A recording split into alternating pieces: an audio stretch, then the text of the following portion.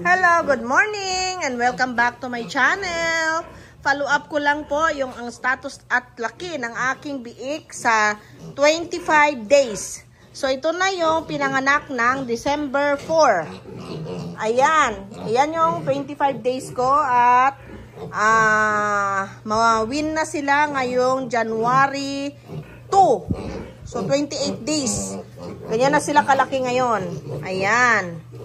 Tapos, ang kasabay niyan, ito yung January 4. Ay, mali. Ito yung December 4. Ayan sila. Ayan ang mga katawan nila. Ayan, guys. And then, ito yung December 3. Ito. Ayan, yung tae.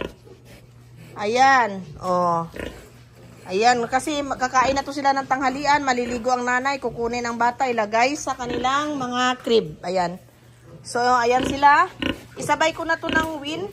Ayan. So, madidelay lang to. 29 days to siya. Ayong kabila is 28 days. So, ayan po. Ang ating 12 piglets. December 3 pinanganak. Itong isa, kailan nga to, Bon? Guys, December 12 pinanganak. Ayan.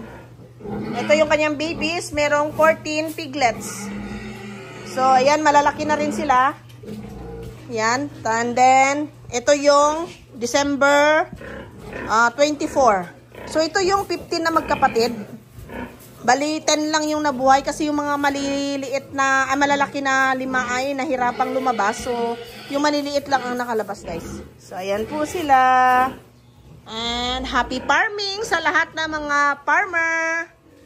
Thank you for watching. Patuloy po kayo manood ng aking mga vlog. Subscribe and like and follow na lang din po. Salamat. Bye-bye.